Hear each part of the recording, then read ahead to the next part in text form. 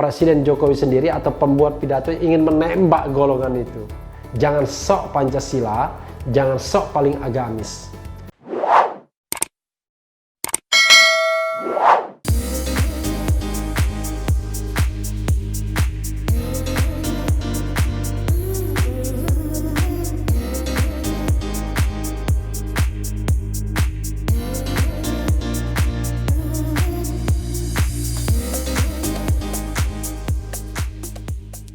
Assalamualaikum warahmatullahi wabarakatuh, Sobat RH sekalian.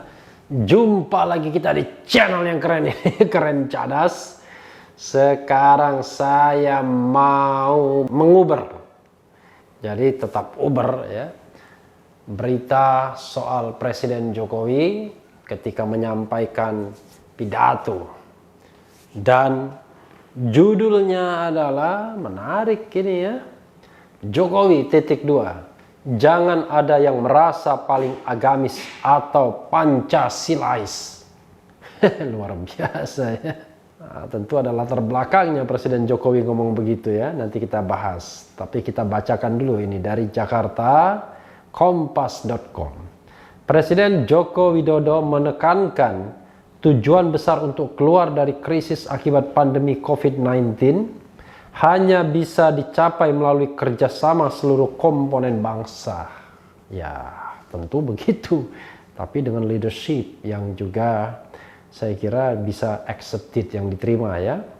Kepala negara berharap seluruh komponen masyarakat bisa bergotong royong, saling membantu, dan saling mengingatkan dalam kebaikan dan tujuan yang mulia. Ya, sekali lagi kalau ada trust. Jadi kalau istilah Ihsanuddin Nursi, lihat thumbnailnya, social trust ya. Kalau ada social trust, ada kepercayaan, ya bisa.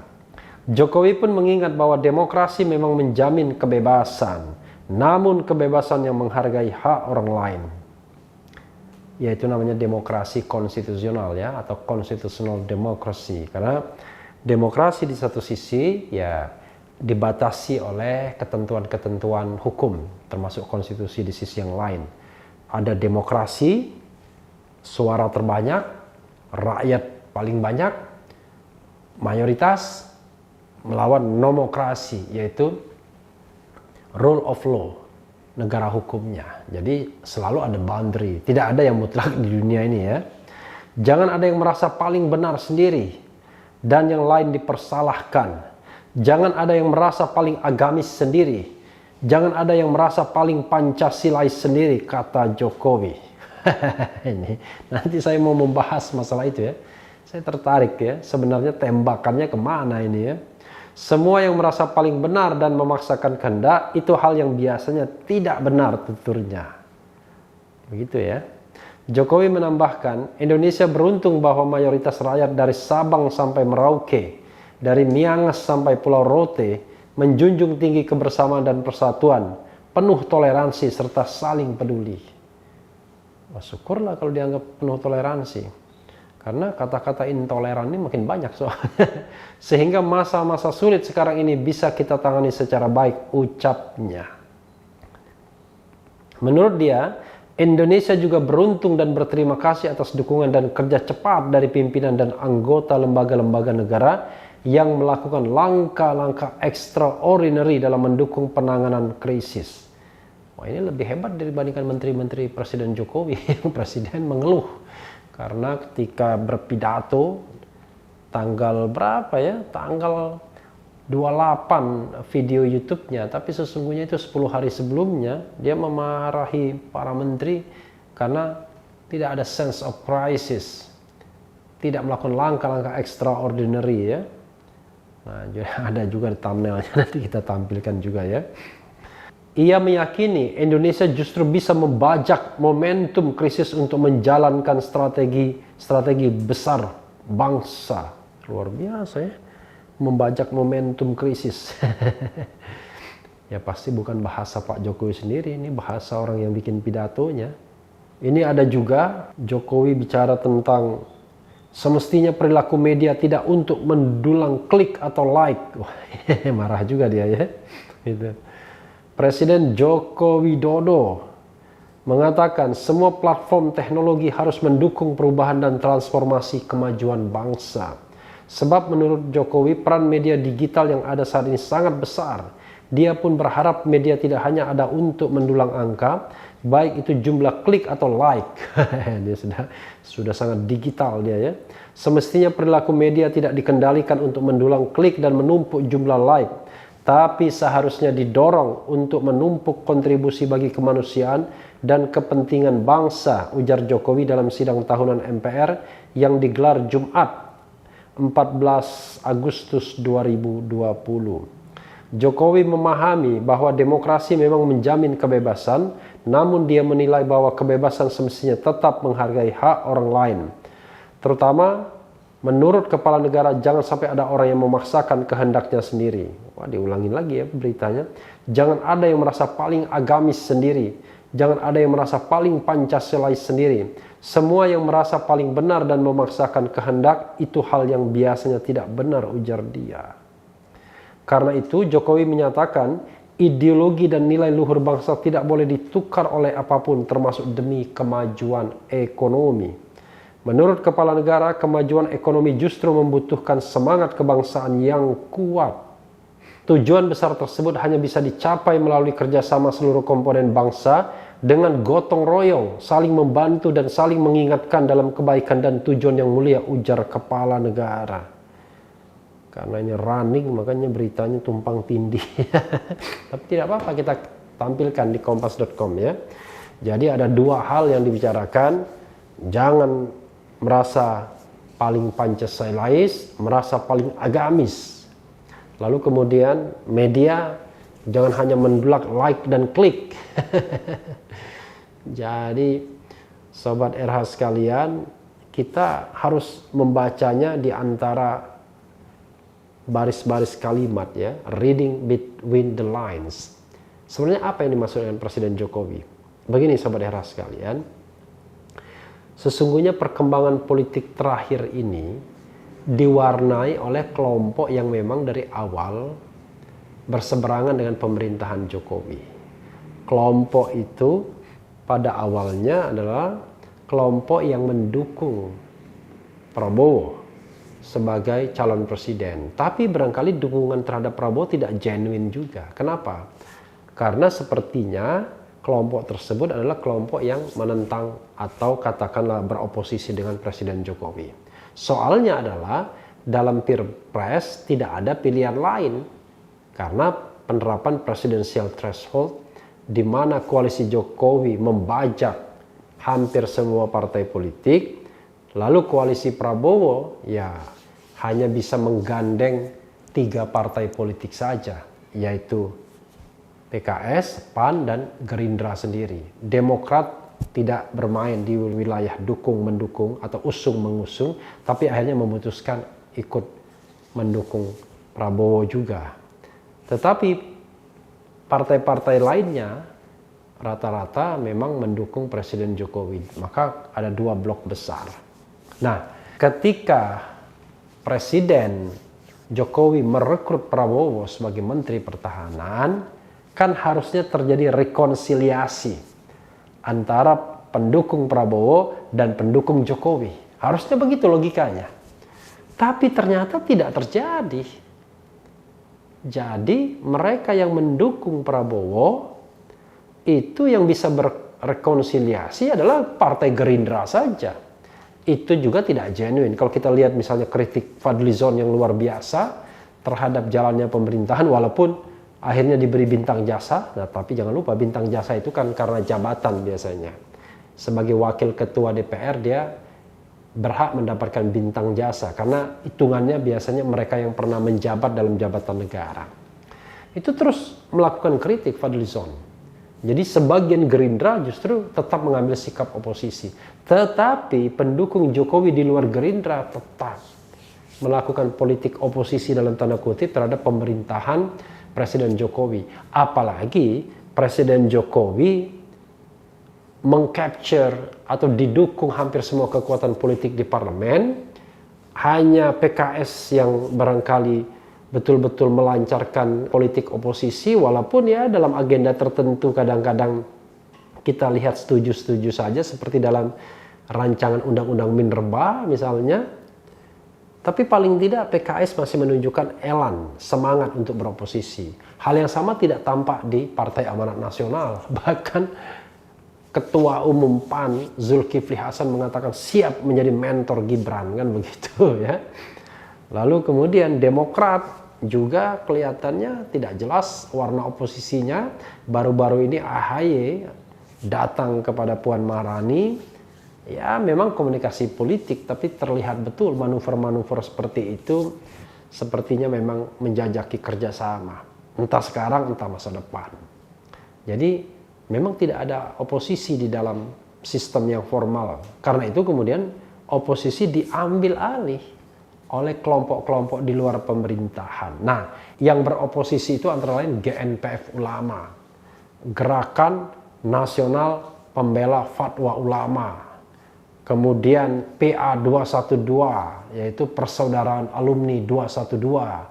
Ada juga FPI, Front Pembela Islam. Mereka inilah yang terus-menerus sebenarnya beroposisi terhadap pemerintahan Jokowi, padahal mereka sebelumnya mendukung Prabowo. Jadi dukungan terhadap Prabowo itu dukungan karena mereka beroposisi terhadap Presiden Jokowi tampaknya. Ini analisis ya. Dan ketika ada momentum HIP, RUU HIP, haluan ideologi Pancasila, di mana ada pasal-pasal yang ingin memeras Pancasila, kemudian Trisila menjadi Ekasila, lalu ada juga bahwa tidak mencantumkan TAP MPR 25/1966 tentang larangan komunisme, larangan PKI. Juga di situ ada ketentuan yang mengatakan bahwa Presiden adalah pemegang tertinggi haluan ideologi Pancasila.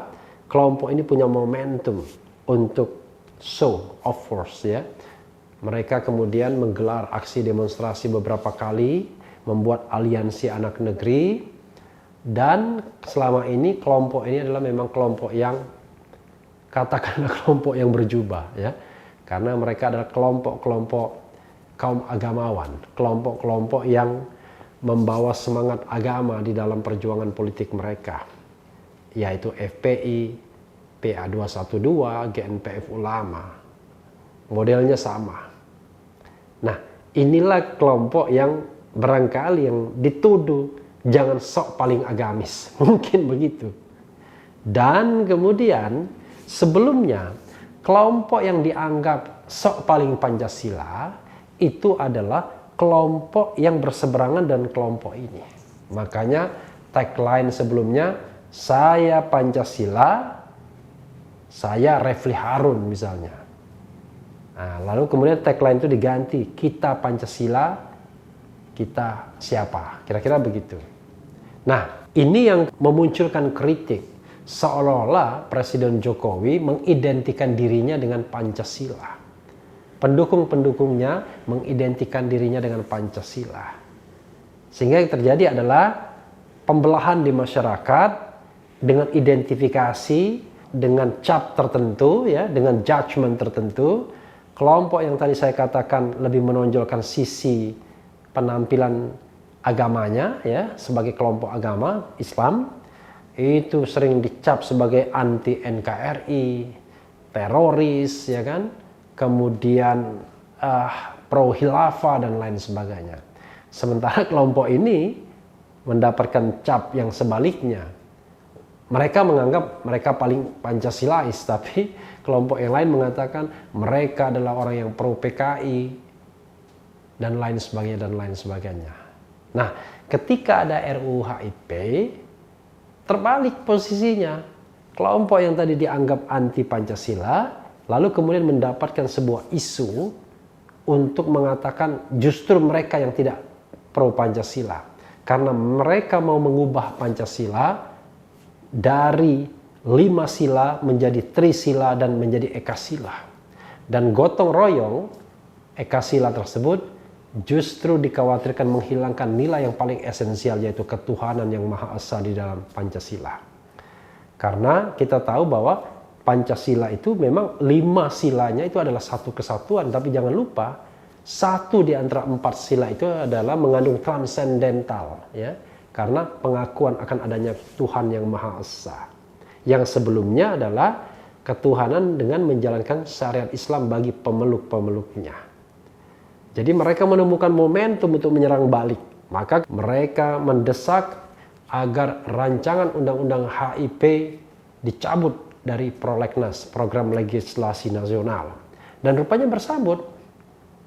Pemerintah menyambutnya dengan tidak memberikan yang namanya apa istilahnya, surat presiden untuk membahas rancangan undang-undang HIP, malah pemerintah mengeluarkan rancangan atau mengusulkan rancangan undang-undang BPIP, di mana itu disetujui juga oleh NU. Ada thumbnailnya ya, NU menyetujui BPIP karena kebetulan memang ya ketua umum NU ada di BPIP.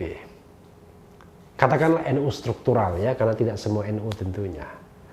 Nah, tetapi kelompok ini tetap tidak setuju BPIP. Jadi mereka tetap merangsek. Tidak hanya itu, mereka juga mewacanakan mengenai impeachment, mewacanakan mengenai bagaimana memproses mereka yang membuat atau mengusulkan rancangan undang-undang HIP ini sebagai upaya makar, upaya untuk mengubah ideologi negara, mengubah Pancasila dan lain sebagainya. Jadi ramainya di situ. Nah, mungkin ya hal ini ditangkap oleh Presiden Jokowi dan tentu pembuat pidatonya dengan mengatakan, udahlah jangan sok Pancasilais, jangan sok paling agamis, kan kira-kira begitu. Karena dulu antara agamis dan Pancasilais itu berbeda. Ini kelompok Pancasila, ini kelompok agama. Tapi sekarang kelompok Pancasilais dan agama itu seolah-olah bersatu. Bahkan dalam sebuah dialog saya dengan Prof. Mahfud MD, ya, Menteri Koordinator Hukum dan Keamanan, ya, Menko Polhukam, Politik Hukum dan Keamanan, mengatakan, ya baguslah kalau mereka maksudnya tadi PA 212 ngomong tentang Pancasila. Selama ini kan mereka alergi, kira-kira begitulah, kurang lebih. Jadi ini tergantung kita bagaimana melihatnya. Pertama, saya melihat bahwa kesepakatan kita tentang Pancasila itu hampir bulat, yaitu Pancasila yang benar itu adalah Pancasila 18 Agustus. Mereka yang masih berpegang pada Pancasila 1 Juni, pidato Bung Karno, dan lain sebagainya, makin tidak populer saat ini. Karena memang susah untuk mempertahankan argumentasi bahwa Pancasila itu bukan 18 Agustus. Karena kalau orang hukum tata negara mengatakan, ya Pancasila dasar negara itu diresmikannya pada tanggal 18 Agustus. Dengan mengatakan bahwa kemudian daripada itu untuk membentuk suatu pemerintah negara Indonesia yang melindungi segenap bangsa Indonesia dan seterusnya, maka disusunlah kemerdekaan kebangsaan Indonesia itu dalam suatu undang-undang dasar negara Republik Indonesia yang terbentuk dalam suatu susunan negara Republik Indonesia yang berkedaulatan rakyat dengan berdasarkan kepada ketuhanan yang Maha Esa dan seterusnya. Jadi kalau kita berdebat bahwa Pancasila diperkenalkan Bung Karno pada tanggal 1 Juni, ya silakan ambil, yaitu istilah Pancasilanya. Tapi ideologi negara atau dasar negara yang merupakan sumber dari segala sumber hukum itu tanggal 18 Agustus. Nah, inilah rupanya momentum yang diambil pula oleh Kesatuan Aksi Menyelamatkan Indonesia. Mereka mengambil Pancasila 18 Agustus, pembukaan 18 Agustus sebagai standing point perjuangan mereka. Jadi blessing in disguise-nya adalah kelompok-kelompok yang masih ingin mempertahankan bahwa Pancasila itu adalah 1 Juni semakin tidak populer di masyarakat saat ini. Walaupun Presiden Jokowi sendiri itu membuat keputusan Presiden bahwa peringatan hari lahirnya Pancasila itu tanggal 1 Juni karena merujuk pada pidato Bung Karno. Tapi sekali lagi, dalam beberapa kesempatan saya mengatakan, ini tidak mengecilkan peran Bung Karno. Pancasila 18 Agustus adalah sinkretisme pemikiran para bapak dan ibu bangsa, ya, founding parents, dan Bung Karno adalah orang yang memegang atau memiliki saham terbesar, salah satunya. karena dia mengemukakan istilah Pancasila walaupun katanya menurut seorang ahli bahasa pada tanggal 1 Juni 1945, dia juga yang memimpin tim 9 yang merumuskan Piagam Jakarta pada tanggal 22 Juni 1945, dan dia juga ketua PPKI yang meresmikan atau menetapkan Undang-Undang Dasar 1945 yang di dalamnya ada pembukaan Undang-Undang Dasar 1945 yang mengandung Pancasila atau yang mengandung dasar negara. Istilah Pancasila memang tidak ada, tapi isinya ketuhanan sampai keadilan itu terdapat dalam pembukaan. Dan ketika kelompok-kelompok agama ini memperjuangkan itu, indah sekali rasanya. Kenapa? Artinya kita tidak perlu lagi ribut mengenai Pancasila yang mana yang akan kita pegang. Jadi kelompok yang dianggap ekstrim sudah menerima Pancasila, tinggal kelompok ini saja. Apakah akan menerima Pancasila 18 Agustus sebagai the common platform kita atau tidak? Kalau masih memaksakan bahwa Pancasila itu 1 Juni, maka Pancasilanya berbeda dengan versi Bung Karno. Sebagai contoh, sila ketuhanan yang Maha Esa atau ketuhanan yang berkebudayaan merupakan sila kelima. Jadi berbeda sekali, karena secara filosofis, Pancasila 18 Agustus itu adalah Pancasila yang menempatkan hubungan manusia dengan Sang Pencipta itu pertama kali ditempatkan pada tempat yang pertama. Barulah kemudian hubungan dengan sesama manusia melalui sila keadilan sosial, sila kelima, lalu kemudian beranjak sebelumnya sila keempat, kerakyatan, beranjak sebelumnya sila persatuan, lalu sila kemanusiaan. Jadi hubungan manusia dengan Tuhan atau transendental inilah yang merupakan cikal bakal pertama kalau kita membaca sila Pancasila dan membedakan dengan ideologi atau dasar yang lainnya, entah itu liberalisme, kapitalisme, bahkan juga komunisme. Nah, kelompok-kelompok ini yang dianggap dulu anti Pancasila sudah sepakat dengan cara berpikir demikian. Jadi justru sekarang pendukung pemerintah yang agak tertatih-tatih bagaimana cara membaca Pancasila ini. Karena mereka ingin mempertahankan Pancasila yang barangkali yang sekuler, Pancasila yang menjauhkan nilai-nilai ketuhanan, Pancasila yang menjauhkan nilai-nilai agama, yang menempatkan keadilan sosial sebagai hal yang utama. Tapi Pancasila 18 Agustus menempatkan ketuhanan lebih dulu. Walaupun sekali lagi membaca Pancasila harus satu kesatuan. Nah, kembali kepada pidato Presiden Jokowi, sepertinya ya, Presiden Jokowi sendiri atau pembuat pidato ingin menembak golongan itu. Jangan sok Pancasila, jangan sok paling agamis. Ini merupakan psikologi kekuasaan yang menurut saya belum bisa merangkul golongan-golongan yang ada di masyarakat. Jadi memang hati-hati dengan pembuat pidato Presiden Jokowi, ya. Jangan sampai melibatkan emosi sehingga tidak melihat kelompok masyarakat ini sebagai orang yang perlu diayomi. Ya, sebagai contoh misalnya, kalau itu masa umat Islam yang mendesak bahwa Pancasila yang harus dipertahankan adalah Pancasila 18 Agustus, saya kira tidak ada alasan bagi pemerintah untuk menolaknya. Justru kegigihan kelompok yang masih mengatakan Pancasila 1 Juni itulah yang harus kita persoalkan. Karena pertama, hanya menonjolkan satu tokoh. Kedua, secara formal, faktual, Pancasila yang diterima bukan versi 1 Juni, tapi versi 18 Agustus 1945. Tapi sekali lagi, tidak menghilangkan jasa Bung Karno. Bung Karno berjasa besar dalam 3 momen itu, 1 Juni, 22 Juni, dan 18 Agustus. Bahkan Bung Karno pula yang mengeluarkan dekret 5 Juli 59 yang memberlakukan kembali Undang-Undang Dasar 1945 yang di dalamnya ada Pancasila. Lalu diakui pula bahwa spirit 22 Juni itu masuk di dalam dekret 5 Juli 59 tersebut. Artinya adalah kita sudah sepakat bahwa yang namanya nasionalisme dan agama itu sudah bersatu di dalam Pancasila. Hanya tentu kita harus memaknai Pancasila itu sebagai ideologi yang pluralis, bukan ideologi yang hanya one direction. Misalnya dalam hal agama, ya sederhana saja, lakum dinukum waliyadin, bagimu agamamu, bagiku agamaku. Jadi semua pemeluk agama dan kepercayaan diakui dan tidak boleh saling mengganggu, karena keyakinan masing-masing itu tidak boleh dipaksakan. Nah, ketika Presiden Jokowi menembak golongan ini, wah, menurut saya Presiden Jokowi kurang elok rasanya, kurang berjiwa besar, ya. Walaupun orang barangkali tidak terlalu mengerti bahwa tembakan itu diarahkan ke sana, diarahkan ke kelompok-kelompok itu.